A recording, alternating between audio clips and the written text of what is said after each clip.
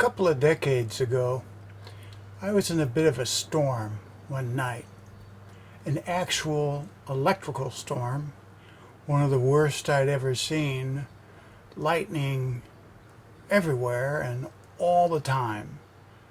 I've honestly never been in any kind of constant display of lightning that just wouldn't quit, and I was afraid it was after me. I was alone in a farmhouse at the time, waiting it out, and I was really afraid that something was going to happen because the tree outside the farmhouse got hit by the lightning and split down the middle. To add to this, the storm had come over from Wisconsin to Michigan, where I was, and I'd learned that the storm had even struck at an Episcopal youth camp that same day and injured some people. So I was a little nervous that it was now coming for me. Yeah, I was a little more than nervous, and I was concerned that all my sins were about to come to judgment in this storm. And I know that sounds ridiculous, but I'm talking about a lot of lightning and no place to hide. From today's gospel, the apostles gathered around Jesus and told him all that they had done and taught. He said to them, "Come away to a deserted place, all by yourselves, and rest a while." For many were coming and going, and they had no leisure even to eat.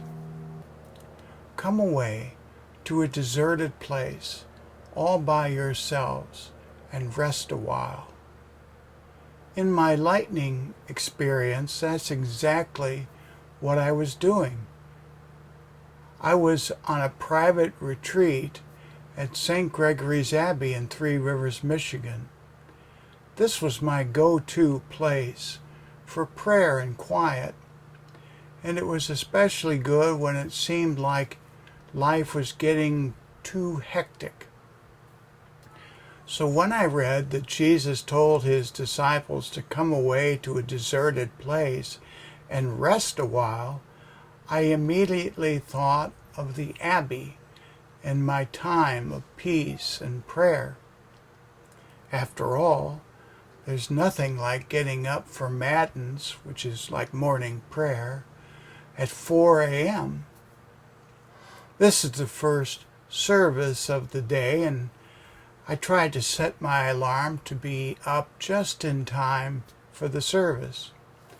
However, Lauds, the next service, came at 6 a.m., and I must admit that 9 times out of 10 I was back in my bed sound asleep, making no effort to get up until 8:30 for the Eucharist. Good times. And actually they were really good times for me. A wonderful opportunity to be quiet, very little talking with the monks or the guests, but good food, excellent worship, and peaceful woods to walk and reflect in. And then lightning.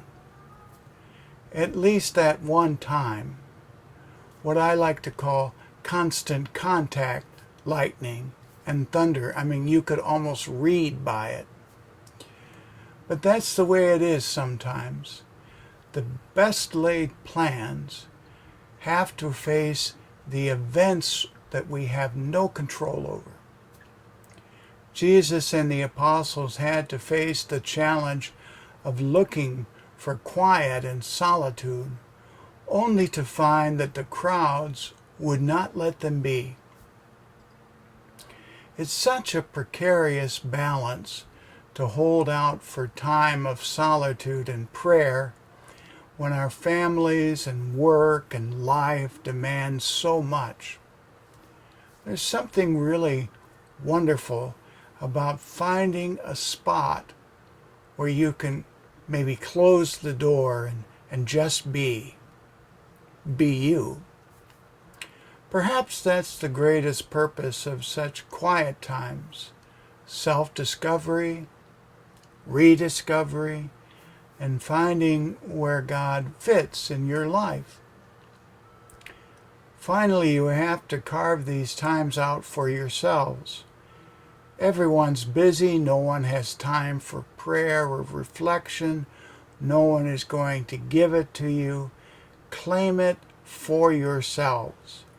Hold on to it tightly, even if only for 30 seconds of pure silence. Find your peace, even if the lightning interrupts it. Don't worry, the storm will pass.